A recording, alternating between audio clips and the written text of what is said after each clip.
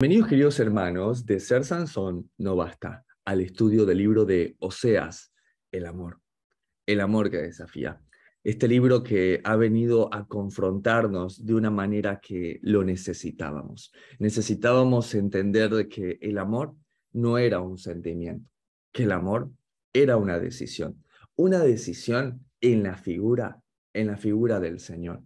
Que también quiere expresarnos que el amor es mucho más que sensaciones, que el amor es la decisión de amar a alguien, no importando si fuese perfecto o no, ya que este amor también le perfeccionaría. Y es por eso que el Señor decide tomar el ejemplo de un matrimonio y así llama a Oseas, a un hombre, a un profeta de Dios, y lo toma, le dice: ve y cásate con una mujer adúltera, con una mujer fornicaria, llamada Gomer. Dios quería representar en Oseas y Gomer, la prostituta con la cual le pidió casarse, el amor que siente por Israel, que a pesar de prostituirse ante dioses paganos, Dios, Dios siempre le ama.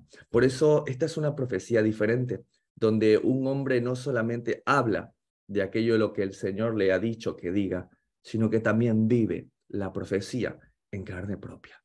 Es por eso que Oseas realmente experimentó este amor que desafía. Y el día de hoy quiero invitarles a que podamos vivir un capítulo 3, después de haber vivido dos capítulos tempestuosos, dos capítulos de burla, dos capítulos de hay desolación, dos capítulos donde hemos vivido el quebranto de este profeta a través de las líneas de la palabra de Dios. Y el día de hoy quiero invitarte a que conozcas al amor que redime. Oseas, capítulo 3 y verso 1 dice: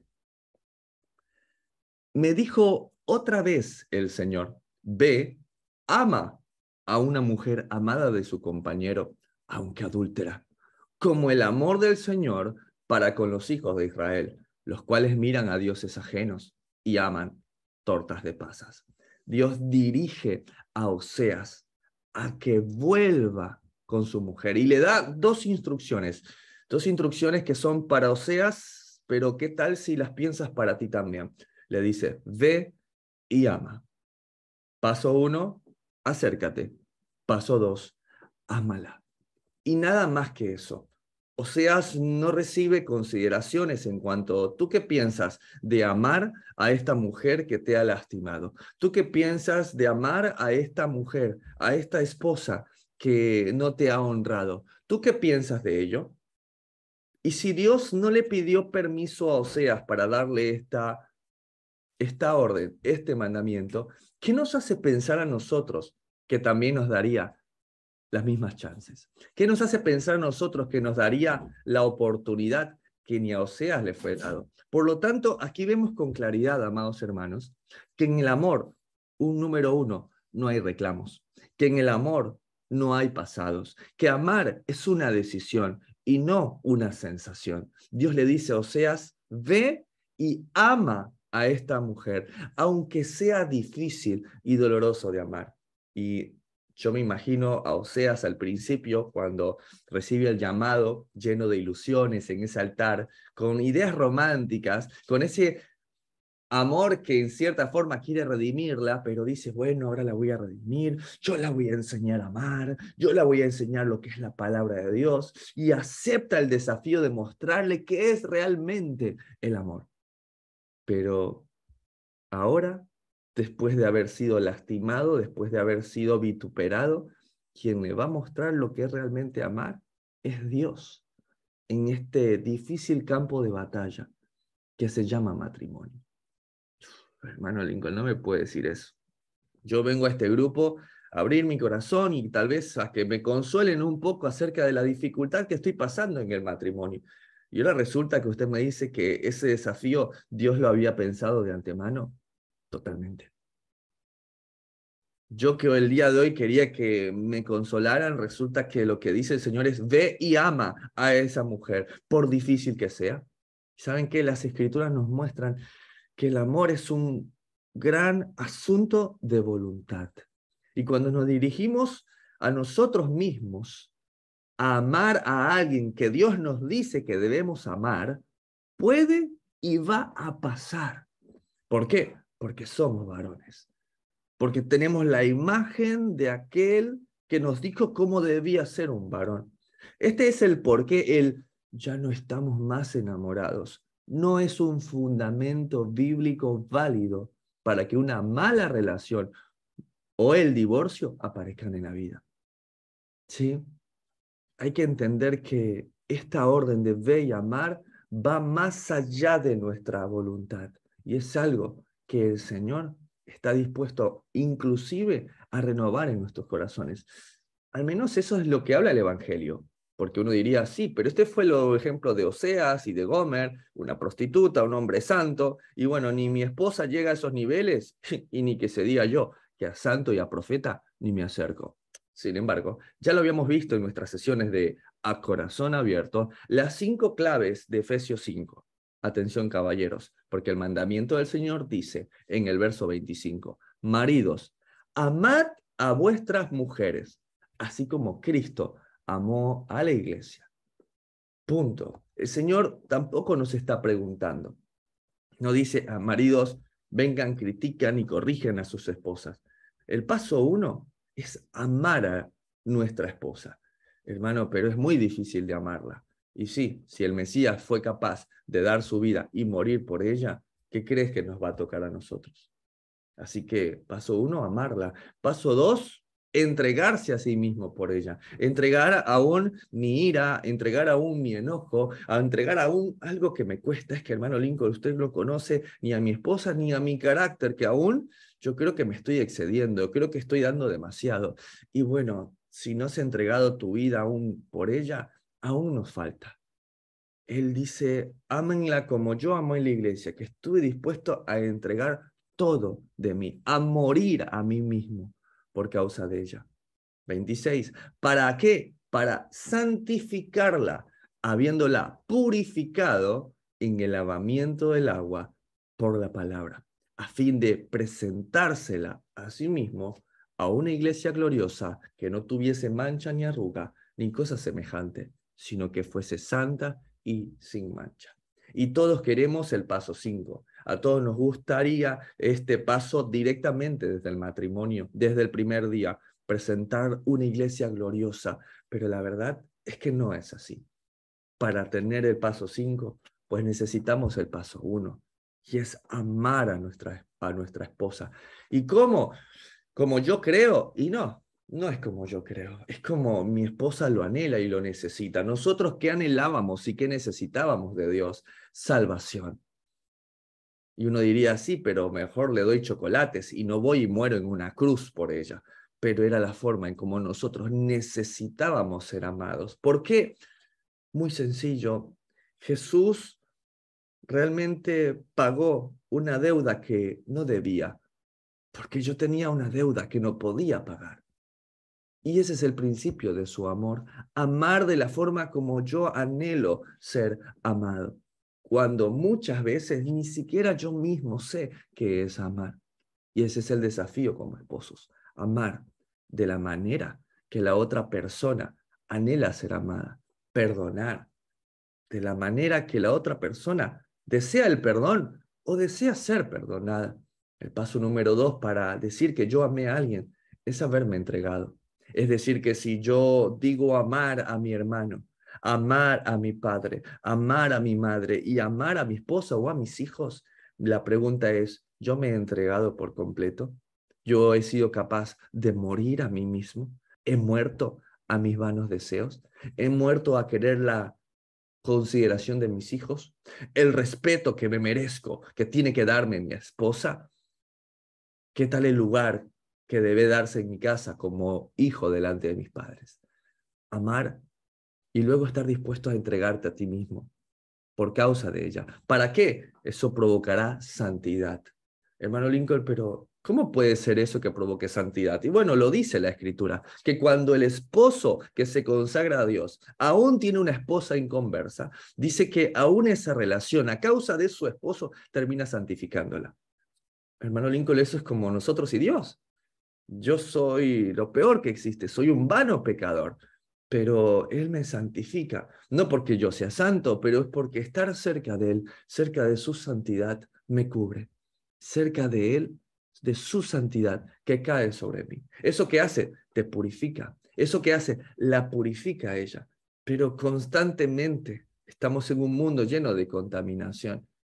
Es como comprar un par de zapatillas blancas y salir por la calle y quejarnos al volver de que están sucias. Obviamente van a estar sucias. ¿Por qué? Porque el caminar produce eso, porque el día a día va a producir eso. Y entre más pronto entendamos que nuestros matrimonios a los cuales amamos, nos entregamos y nos santificamos y purificamos, vamos a tener que constantemente lavarlas en el agua por la palabra, menos infelices vamos a ser, más plenos vamos a vivir, al entender de que la misma mujer que el día de hoy me dice que soy el amor de su vida y que está todo perfecto, de repente tiene problemas, de repente tiene procesos, de repente le pasan mil cosas que a veces no logro entender y que nuevamente delante de mí se va a ensuciar. Y no puedo presentar este matrimonio ni a Dios, ni a mi familia, ni a mis hijos. Hermano Lincoln, ¿qué hago? Vuelvo al paso 1, vuelve a amarla. No puedes volver al paso 3, no funciona así. Vuelves al paso 1. No lo merece, ámala nuevamente. Perdónala nuevamente. Pide perdón nuevamente. Lo que para ella signifique amar. ¿Por qué, hermano Lincoln? Porque necesitas paso 2, entregarte sin condiciones. ¿Por qué? Y porque tú debiste haber pedido la gloria de Dios. Tú debiste haber sido como yo, que levantaste las manos y dijiste, hazme como tú. Yo no quiero ser más como yo. Quiero entregarme como lo hiciste tú. Y volverla a santificar y volverla a purificar. ¿Para qué? Para presentarla a sí mismo una iglesia gloriosa que no tuviese mancha ni arruga ni cosa semejante. ¿Qué quiere decir? Que aunque no nos guste, sí, este matrimonio que el Señor te ha dado, donde eres el varón, donde eres el esposo, recae sobre ti una gran responsabilidad. Hermano Lincoln, gracias por estas palabras de exhortación. Gracias. De verdad que no es fácil ser un varón en estos tiempos. No es fácil dejar esa actitud femenina que a veces hemos adquirido de que, bueno, yo tengo que recibir el respeto, la consideración, el lugar, en mi casa se me debe servir. A entender de que nuestro ejemplo de servicio, nuestro ejemplo de hombre, de varón, que es el Mesías, amó, se entregó, santificó, purificó y así presentó a su esposa. Hermano, no te sientas mal. Todos estamos en este mismo proceso, entendiendo que el matrimonio es el crisol donde Dios quiere que nos rectifiquemos. Es el lugar donde vamos a ser realmente moldeados en nuestro carácter. ¿Y qué son entonces el estudiar la palabra, hermano Lincoln? Es solamente prepararte para este examen que hay que rendir y que es práctico en el día a día. Estas han sido las 5 claves de Efesios capítulo 5 y verso 25. Sin embargo, el Oseas capítulo 3 sigue hablando. Verso 1, me dijo otra vez el Señor, ve y ama. Órdenes sencillas para nosotros el día de hoy.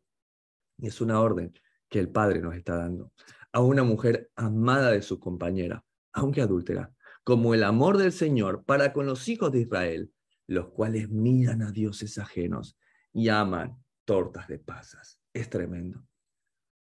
A ustedes les hago una pregunta. ¿Les parecería ofensivo que su mujer tuviera una foto de su antiguo novio junto a la cama donde duermen con ustedes? ¿Les parecería ofensivo? Claro que sí. Claro que me ofendería el hecho de que siga mirando la foto de alguien con la cual estuvo en su pasado. Uno espera que cuando uno se casa, que cuando uno conoce a alguien, pues el cónyuge rompa con sus antiguos amores. Eso es obvio, hermano Lincoln. Pues Dios espera lo mismo de nosotros. Dios espera nuestra ruptura completa de nuestros antiguos amores y una devoción totalmente a Él. ¿Y será que todavía seguimos mirando a dioses ajenos? ¿Será que todavía seguimos viendo a Isis, esta diosa de la fornicación y la seducción, mistificada ahora en la pornografía? ¿Será, caballeros, que aún no hemos hecho el pacto de Job? Como Job dijo, he hecho un pacto con mis ojos de no ver con deseo sexual y carnal a una mujer que no sea mi esposa. Hermano Lincoln, no empiece con ese tema, porque yo vengo de estar molesto con mi esposa, con el matrimonio, estoy molesto con mi actitud, Y ahora nuevamente yo quiero señalar qué es el matrimonio, qué es el mundo, qué es la dificultad. Y nuevamente es mirarme a mí mismo. Sí, hermano Lincoln. Sí, hermano querido. Es por ahí. Hermano Lincoln, yo quiero que oren para que mi matrimonio cambie, para que mi esposa cambie. Pero a veces el propósito de la oración no es que tu esposa cambie o que la situación cambie. A veces el propósito de buscar a Dios es que nosotros cambiemos, aunque la situación no cambie. Debemos dejar de estar mirando dioses ajenos. Debemos de estar mirando aquello que el mundo ofrece y entender que lo que Dios me dio es lo que necesito. Y además de ver, dice que aman las tortas de pasas. ¿Qué las tortas de pasas? Pues bueno, esto ya lo habíamos visto en algún momento en Jeremías capítulo 7 y verso 17 que dice, ¿no ves lo que estos hacen en las ciudades de Judá y en las calles de Jerusalén? Hermano Lincoln pregunta, pero estamos en la profecía de Oseas, la que da a las tribus del norte. Sí, pero en el sur pasa exactamente lo mismo. Verso siguiente, 18. Los hijos recogen la leña y los padres encienden el fuego, y las mujeres amasan la masa para hacer tortas a la reina del cielo y para hacer ofrendas a dioses ajenos para provocarme a ira. Y ahí les puse uno de estos pancitos que hoy en día son algo símil de esto, que son los panes para los muertos que hay en muchos lugares de nuestra América. Si hemos vuelto al Señor, ¿por qué razón seguimos mirando cómo vive el mundo? Seguimos teniendo relaciones aún con esos dioses ajenos, seguimos mirándolos de lejos. Es necesario entender que debemos romper también con esas relaciones. ¿Por qué? Porque tal vez esas relaciones o el andar mirando o el andar nuevamente meditando en aquellos caminos son los que no nos enseñan a valorar nuestro matrimonio, son los que no nos permiten vivir la plenitud que estamos viviendo. Hubo un hombre que hizo un comentario que a mí me impactó. Él decía que al haber estado ensuciando constantemente sus ojos con la pornografía, nunca pudo valorar realmente a su esposa. Y su esposa lo sentía. Cuando él finalmente dejó este mundo y vino al Señor, dice que él pudo experimentar una sexualidad como nunca antes. Él pudo disfrutar la intimidad conyugal como nunca antes. Se descubrió nuevamente a sí mismo y descubrió que el dejar de mirar a esos dioses ajenos realmente era una forma también de amar a la esposa, que iba más allá de las palabras, que iba más allá de los actos románticos, porque muchas veces nuestra fidelidad a Dios y a nuestro matrimonio no radica en lo que hacemos, radica también en lo que dejamos de hacer. Y debemos dejar de andar mirando dioses ajenos. Ahora sigue diciendo en el verso 1, me dijo otra vez el Señor, ve y ama a una mujer amada de su compañero, que aunque adúltera, como el amor del Señor para con los hijos de Israel, los cuales miran a dioses ajenos y aman tortas de pasas. Y sabes qué, por un lado, tal vez puedas sentirte como Oseas, que Oseas dice, pero ¿por qué voy a amar a esta mujer si ella está obrando mal? Hermano Lincoln, hoy no me puede hablar a mí de que debo ir y pedir perdón y reconciliarme con mi esposa, porque ella fue la que se portó mal. Ella ha sido la que me ha ofendido a mí. No puedo ir yo a pedir perdón a ella, cuando ella es la que me tiene que pedir perdón a mí. Pero cuando Oseas apenas quiere tener ese argumento, cuando Oseas quiere levantarse y decir, ok, pero yo hice bien y ella hizo mal, él le dice, como el amor del Señor para con los hijos de Israel. Oseas, ¿no te he perdonado a ti también acaso? Y ahí todo argumento cae. Cuando yo soy consciente de que también he sido perdonado y que se me ha perdonado no poco, sino mucho, entonces me doy cuenta que mucho he de perdonar. ¿Y sabes qué? Es interesante, uno piensa en esto. ¿Por qué Dios le ordena a Oseas que fuera de regreso con su mujer que aunque aún le era infiel?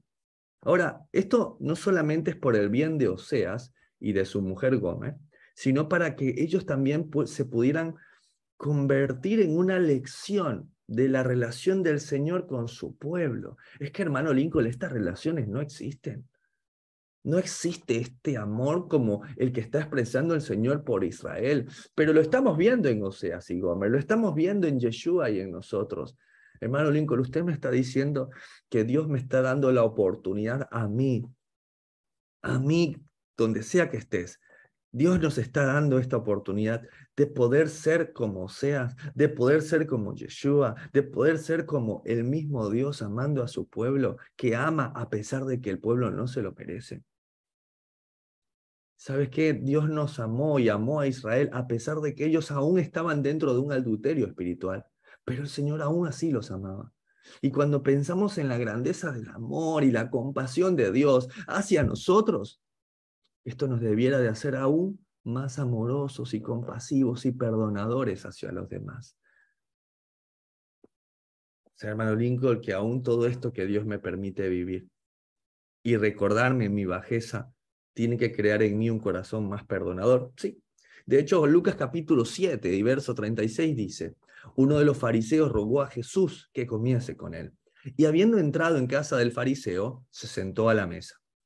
Verso siguiente, 37. Entonces una mujer de la ciudad que era pecadora, al saber que Jesús estaba a la mesa en casa del fariseo, trajo un frasco de alabastro con perfume. 38. Y estando detrás de él, a sus pies, llorando, comenzó a regar con lágrimas sus pies y los enjugaba con sus cabellos, y besaba sus pies y los ungía con el perfume. 39. Cuando vio esto el fariseo que le había convidado, dijo para sí, si fuera profeta, conocería quién y qué clase de mujer es la que le toca, que es pecadora. Entonces, respondiendo Jesús le dijo, Simón, una cosa tengo que decirte. Y él le dijo, di, maestro. Un acreedor tenía 2 deudores. El uno le debía 500 denarios y el otro 50. Y no teniendo ellos con qué pagar, perdonó a ambos. Di, pues, ¿cuál de ellos le amará más? Respondiendo Simón, dijo, pienso que aquel a quien perdonó más.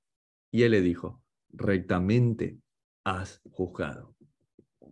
Vuelto a la mujer, dijo a Simón, ¿ves a esta mujer? Entré en tu casa y no me diste agua para mis pies, mas ésta ha regado mis pies con lágrimas y los ha enjugado con sus cabellos. No me diste beso, mas ésta, desde que entré, no ha cesado de besar mis pies.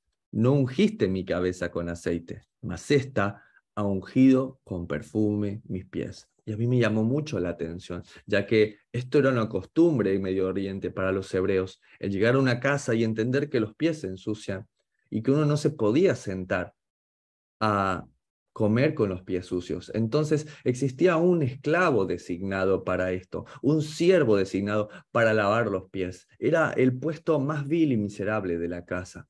Sin embargo, este fariseo no consideró que el Mesías era digno que fuese lavado o por este siervo o por él mismo, y ni siquiera para acercarle agua.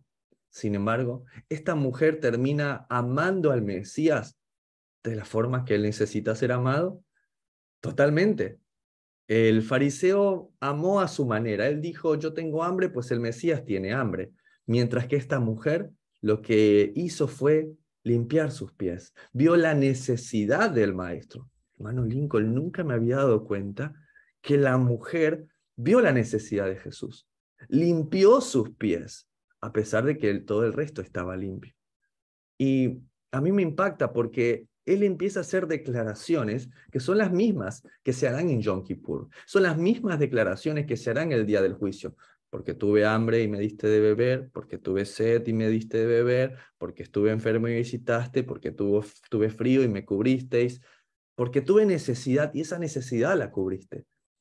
Y ahora le he dicho a esta mujer, yo tenía los pies sucios, me los limpiaste. No me habían dado beso y me lo diste. No tenía aceite en mi cabeza, pero tú me has ungido. Eso también es amar de la forma que alguien anhela ser amado. Y sabes que se me eriza todo el cuerpo por la presencia del Espíritu Santo al darme cuenta de que aquel que ha sido grandemente perdonado puede empezar a ver las cosas como tal vez los demás no la ven. Tal vez al que se le perdonó 50, a diferencia del que se le perdonó mucho más, considera que no es para tanto. Considera que el sacrificio de la cruz, pues, bueno, sí, murió por mí y no mucho más. pero para aquellos que se nos ha perdonado mucho, entenderemos la palabra del Mesías en el verso 47. Por lo cual te digo que sus muchos pecados le son perdonados, porque amó mucho. Mas aquel a quien se le perdona poco, poco ama. Quiere decir que nuestro amor al Señor es en retribución a lo que Él nos ha redimido, porque este es el amor que redime. ¿Qué quiere decir? Que nuestro amor a nuestra esposa no debe estar radicado en sus actos hacia mí, sino en cuanto Dios me amó. Quiere decir que el amor y la compasión con la que veo a mis hijos no está supeditado a cómo ellos se comportan conmigo, sino a cuánto Dios me amó. Y eso no significa que no sea un esposo prudente ni un padre firme en la crianza. Significa que para todo en la vida es mucho amor y mucho orden. No es mucho orden y poco amor, ni mucho amor y poco orden. Son las dos cosas. Y a veces necesitamos entender eso. Nuestro amor a la esposa y a los hijos no está supeditado a cómo son ellos con nosotros, sino cómo ha sido Dios para con nosotros. Porque este es el amor que redime. Oseas capítulo 3 y verso 2. La compré, por eso es el amor que redime. Entonces, para mí, por 15 ciclos de plata y un homer y medio de cebada. Imagínate ese momento. Oseas recibe la orden de decir, ve y ama, punto. Y cuando tal vez piensa, pero mira todo lo que ha hecho, él le dice, así como yo te he perdonado a ti, como he perdonado a Israel, que se prostituye y aún estando en su adulterio, voy y la amo. Ahora, imagínate Oseas yendo y diciendo, sí, pero ella todavía está con sus amores, ella está en sus deleites, ella está comiendo con sus amantes, y cuando va, la encuentra así. La encuentra esclava, la encuentra presa, la encuentra que ya no sirve para nada. La encuentra en su pensamiento, iré y me volveré a mi primer marido porque mejor me iba entonces que ahora. ¿Y sabes qué? Es maravilloso ver que la actitud que Dios estaba poniendo en Oseas era el momento ideal, porque ya Gomer estaba siendo dada por esclavitud, estaba siendo vendida como esclava nuevamente. Y en su corazón pensaba, al igual que el hijo pródigo, iré, me volveré a mi padre porque yo aquí muero de hambre. Ambos dos con un anhelo de ser nuevamente redimidos. En el caso específico de Gomer, esta foto obviamente la colocamos para que censurar un poco, pero si somos honestos, el mercado donde estaba Gomer, este mercado de esclavitud en la cual ella se movía, que era la prostitución, los exponían desnudos, ¿sí? Exponían a las mujeres totalmente desnudas y así se daban cuenta cuánto podía valer. ¿Cuánto valía un esclavo? Y aproximadamente 30 ciclos de plata.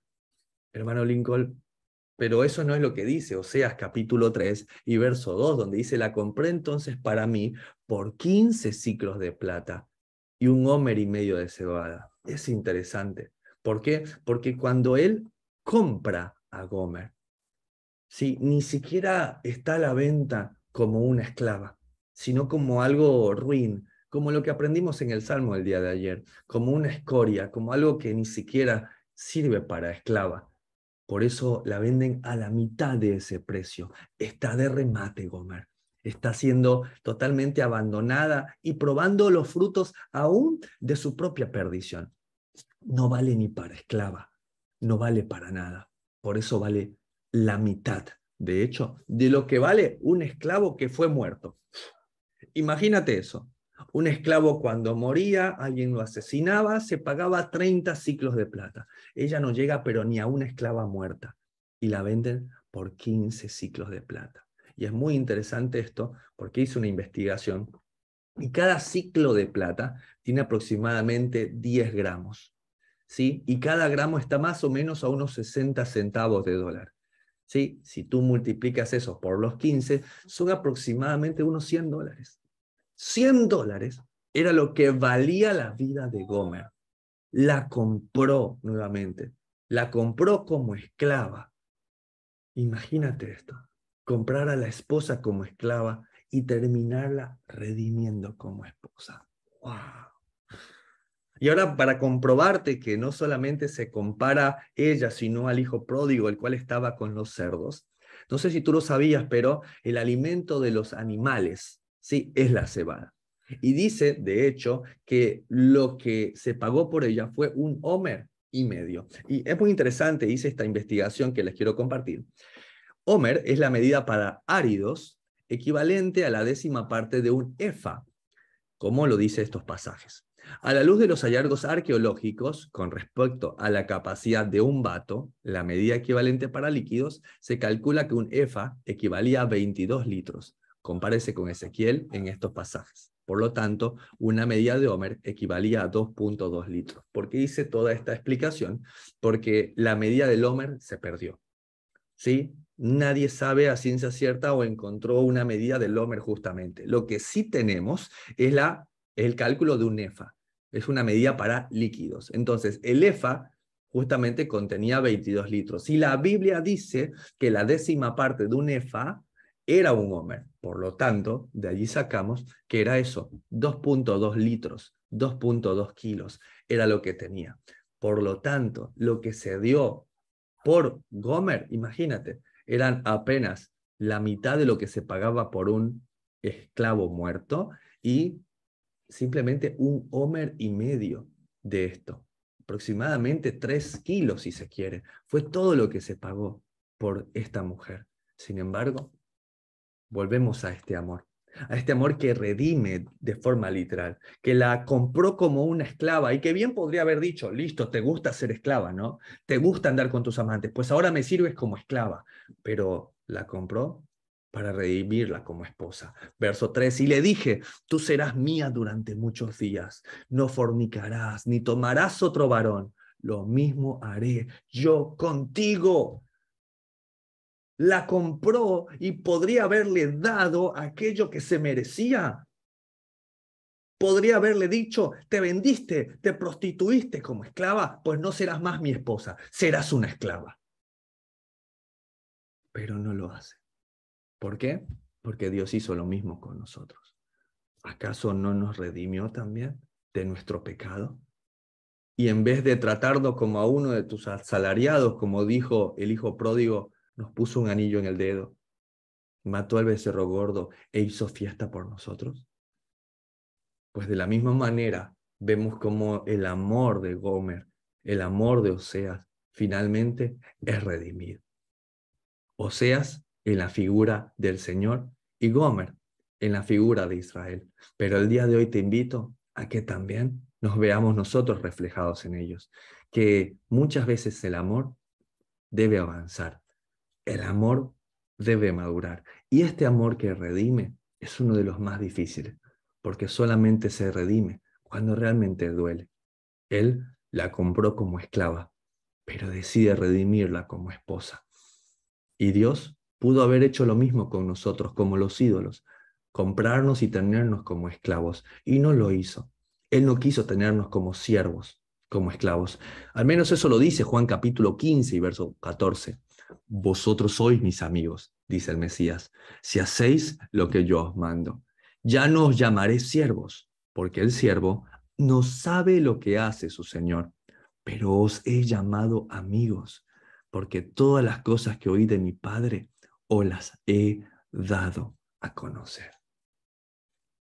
Hermano Lincoln, yo me merecía ser un esclavo. Yo me merecía ser como el hijo pródigo. No soy digno de ser llamado tu hijo, trátame como uno de tus asalariados. Yo merecía ser como Gomer y ser tomada como esclavo y nada más. Sin embargo, Él nos redime y nos llama a sus amigos. Y es interesante porque justamente la profecía de Joel, la de Zacarías, cuando al Mesías le preguntan, ¿qué son estas marcas que tienes en tus manos? Traspasado. Él dijo, con estas marcas he sido lastimado, he sido traspasado en la casa de mis amigos. Había sido consciente de que él te ha llamado su amigo? Porque a veces escuchamos de que Moisés era amigo de Dios, que Abraham comió con Dios, que no caminó con Dios, que le fueron llamados sus amigos. Pero ¿habías sido consciente al día de hoy que a través de la redención, de haber sido redimido por el Mesías, Él también te está llamando su amigo? A veces nos quejamos y decimos, es que yo no tengo amigos. Pero ¿acaso Él no te ha llamado de esa manera? ¿Acaso no te ha dado su Ruaj, su espíritu, para que te acompañe cada día? ¿Qué tal poder ser conscientes de ello? Y es maravilloso. Es maravilloso porque su amor siempre está disponible y dispuesto. Cuando te sientes triste, cuando te sientes solo y de repente llega su presencia, te electrifica todo el cuerpo y te recuerda y te dice, no eres más mi siervo, ahora eres mi amigo. Gracias, Señor, bendito sea. Ahora eres mi amigo. Y sabes qué, a pesar de que esta virtualidad es difícil, a pesar de que ustedes están del otro lado, varones, su presencia está aquí conmigo. Su presencia está ahí contigo. El mismo que está aquí en este lugar está allá donde tú estás escuchando. Pero tal vez es momento de ser consciente. Es momento de cerrar los ojos y abrir el corazón y ser conscientes que aquello que siempre he anhelado, que es una amistad, está cerca de mí y está dispuesto a guiarme cada día de mi vida. ¿Por qué? Porque este es el amor que redime. Oseas, capítulo 3, versos finales, 4. Porque muchos días estarán los hijos de Israel sin rey, sin príncipe, sin sacrificio, sin estatua, sin efod y sin terafines. ¡Wow! Sin rey y sin príncipe. Va a haber un estado caído. Israel no tendrá el liderazgo que tenía con el rey David. No va a haber sacrificios ni estatuas, ¿sí? Estatuas también se pueden tener, no va a haber altares, ¿sí? En este estado caído, Israel no tendrá el servicio espiritual que necesita. También sin efod y sin terafines. No van a tener guía. El efod era esta especie de manto que tenía, este pectoral que tenía el sumo sacerdote, donde tenía con cada piedra simbolizada las 12 tribus de Israel. Y en ella se guardaban el Urim y el Tumim, que revelaban la voluntad de Dios. No iban a tener guías, pero tampoco iban a tener terafines. ¿Qué es un terafín? Un terafín es un ídolo. Es un ídolo, pero muy característica de cada casa familiar. Como el que Raquel se robó de la casa de su padre Labán, y tanto así que Labán fue en búsqueda de ellos para retomarlo. Y a veces es así. A veces necesitamos perderlo todo para darnos cuenta que cuando lo perdimos todo, todo lo bueno, muchas veces también perdimos todo lo malo. Ahora Israel también es un estado caído donde no va a tener guía ni esa dirección sobrenatural que tanto necesita. Pero el punto no es ese. El punto es que los versos 4, el punto es que el verso 4 se cumplió. ¿Ustedes qué creen? Totalmente, hermano Lincoln. Estamos en la dispersión. No tenemos rey, no tenemos príncipe, ¿sí? Estamos totalmente sin un liderazgo. No hay sacrificio, no hay altar, no hay efod, no hay terafines. Sin embargo, a pesar de que todo esto se cumplió, también el verso 5 se cumpliría. 5. Después volverán los hijos de Israel y buscarán al Señor su Dios y a David su rey y temerán al Señor y su bondad en el fin de los días. ¿Y cuándo volvimos? Cuando aquel que estuvo dispuesto a comprarnos lo hizo. Cuando en la figura del Mesías se cumplieron todas las profecías, en ese momento hemos buscado al Señor y hemos descubierto a David. Hemos descubierto a aquel que es el símbolo de David, al hijo de David, a Yeshua. Y temerán al Señor y a su bondad en el fin de los días. Ahora, para que esto pase, nosotros, al igual que Gomer, debemos ser redimidos, es decir, comprados. ¿Y eso se cumplió? Claro que sí. 1 Corintios 6, verso 20 dice, porque habéis sido comprados por precio. Glorificad, pues, a Dios en vuestro cuerpo y en vuestro espíritu, los cuales son de Dios. Que hermano Lincoln, es verdad, yo ya no me pertenezco. Soy como ese esclavo, soy como Gomer esperando ser comprada para por lo menos que me den algo de comer. Soy como el hijo pródigo que anhela por lo menos estar en la casa del padre como un asalariado. Eso es lo que me merezco. Me merezco ser comprado para eso. Sin embargo, Apocalipsis capítulo 5, al final de toda esta historia, como lo que acabamos de leer acá, como lo que acabamos de leer en esta palabra, al fin de los días, en Apocalipsis 5, veamos lo que sucede. Verso 9. Y cantaban un nuevo cántico diciendo, digno eres de tomar el libro y de abrir sus sellos, porque tú fuiste inmolado y con tu sangre nos has redimido, nos has comprado para Dios de todo linaje y lengua y pueblo y nación, y nos has hecho para nuestro Dios reyes y sacerdotes, y reinaremos sobre la tierra. Hermano Lincoln, él hace al final lo mismo que está profetizando Oseas. Sí, él nos pudo haber comprado para que seamos esclavos y siervos como lo merecemos. Sin embargo, él ha comprado para Dios gente de todo linaje, lengua, pueblo y nación. ¿Y para qué? ¿Para que sean esclavos como los ídolos de las naciones? No, nos ha hecho para Dios reyes y sacerdotes, y reinaremos sobre la tierra. Hermano Lincoln, me queda recontra claro. Dios me compró, Dios me redimió para Él y no me dio el pago que merecía ni Gomer ni el hijo pródigo. Dios me mostró la misma misericordia que Oseas a Gomer. Dios me mostró a mí la misma misericordia del Padre al hijo pródigo. Sin embargo, te invito a que seamos como niños y que podamos entender qué significa redimir, pero esta vez como si fuésemos niños, a través de una historia, y con esto terminamos. En cierto día, un niño decidió construir un barquito. Puso todo su interés, puso toda su dedicación para que fuese perfecto, sin mancha, sin arruga. Dedicó el tiempo para que éste tuviese un gran propósito, el que estuviese con él para siempre. Fue y muy contento se acercó a un lugar, se acercó al mar y así quiso jugar con él, quiso compartir una tarde maravillosa con él. Sin embargo, el barquito decidió alejarse. Y el barquito se fue, se dejó llevar por las corrientes de este mundo, se dejó llevar por la corriente de perdición de los mares de las naciones. El niño, cada mañana, era acompañado por su padre a buscar aquel barquito. Sin embargo, no aparecía el barquito no volvía. Con el pasar del tiempo, el niño no olvidaba su barquito y seguía meditando. ¿Dónde estará mi barquito? Oh, barquito, barquito, cómo te extraño.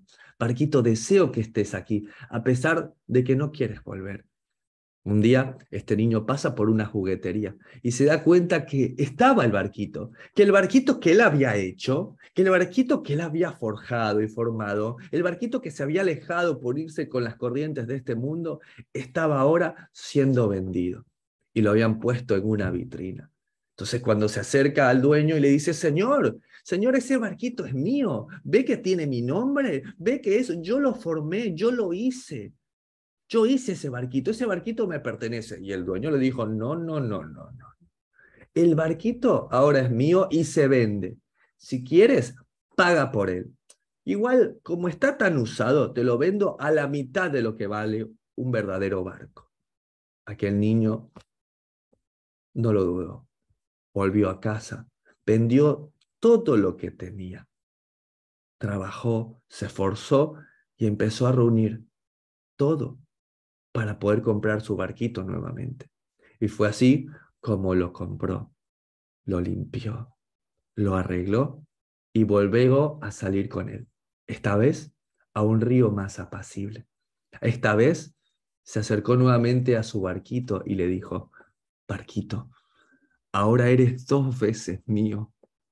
Una porque te hice y 2 porque te compré. Eso es redimir. Y eso es lo que hizo el Señor por nosotros. Al igual que ese barquito, Él nos hizo y nos volvió a redimir cuando nos volvió a comprar, a pesar de que le pertenecíamos. Qué reto que nos pone el Señor, qué reto el que nos pone este libro. con el ejemplo de un esposo que está dispuesto a redimir a su esposa, que la vuelve a comprar y con ello redime también a sus hijos. ¿Estaremos siendo llamados a hacer lo mismo, amados? A redimir a nuestra esposa, a redimir a nuestros hijos. Pero hermano Lincoln, ella es mía. Cuando nos casamos, sí, pero puede volver a ser tuya una segunda vez. Cuando pudiendo juzgarla, la compras con misericordia. Cuando pudiendo criticarla, compras su corazón con amor. No para sentirte superior a ella, sino para darle nuevamente lugar de ayuda idónea a tu lado. Es que no me aconsejó la última vez bien, pues ve y cómprala otra vez. Y que vuelva a ser tu ayuda idónea. Podríamos declarar esto mismo para nuestros hijos. Y claro, en cierta forma hicimos a nuestros hijos siendo el medio por el cual Dios usó para que ellos llegaran. Sin embargo, eso no lo hacen nuestros hijos. Lo que hace realmente que sean nuestros hijos es cuando ellos exclaman, papá. Y eso no pasa cuando los hacemos. Es que padre no es el que engendra, padre es aquel que cría, aquel que con amor conduce. Y eso solo va a pasar, solo va a exclamar papá cuando los compramos. Cuando lo hacemos en medio de sus errores, cuando pudiendo gritarnos lo hacemos, cuando pudiendo criticarlos decidimos redimir. Y no para mostrarnos grande ante ellos, sino para hacerles saber que no importa cuánto se equivoquen, siempre van a contar con nosotros. Es momento de decirle a nuestra familia, ustedes son 2 veces míos. Una vez porque Dios me ha permitido ser aquel que forma esta familia. Me ha dado ese puesto de honor de forjarte a ti, esposa mía, porque en cierta forma el Señor me usa como ese lugar para forjar tu carácter. Pero esta vez yo decido comprarte, a pesar de tus errores. Decido amarte, entregarme a mí mismo, sacrificarme, purificarte, para presentarte a mí mismo. Y a ustedes, hijos, de igual manera. El día de hoy, no solamente soy consciente de que Dios me ha usado para ser ese canal para que ustedes nacieran, para ser hechos, sino que también he decidido comprarlos nuevamente y estar dispuestos a comprarlos cada día de mi vida.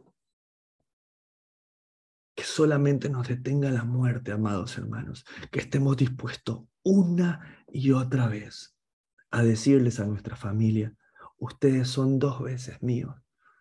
Una vez porque el Dios me ha permitido forjarlos y la segunda porque yo he decidido volverlos a comprar. Porque es lo mismo que hemos aprendido de nuestro maestro. Nuestro maestro nos dijo, ustedes son 2 veces míos. Una vez porque los hice y la segunda porque los he comprado. Ese es el amor que redime. Y ese también es un amor que desafía. Hermano Lincoln, este amor me lleva a dar mucho más de lo que yo creía. No sé si estoy listo para acallar esa voz orgullosa dentro de mí. No sé si estoy listo para llegar a este punto de entrega. No sé si lo estoy. Si crees no estar listo, justamente es allí donde este amor que desafía puede ser el amor que redime. Cuando te das cuenta que no es de voluntad del hombre, cuando no es de tu voluntad, es cuando, como en el primer versículo, Dios te está dando una orden a ti y a mí. Y nos dicen, ve y ama a tu esposa. Ve y ama a tus hijos. Ese es el desafío del día de hoy. Ese es el desafío que Dios pone delante de nosotros. Ve y redime a tu esposa. Ve y redime a tus hijos. Ve y paga como yo lo hice, no conforme a tus hechos, sino conforme a mi amor, porque ese también es el amor que desafía. Hasta acá llega la grabación del día de la fecha.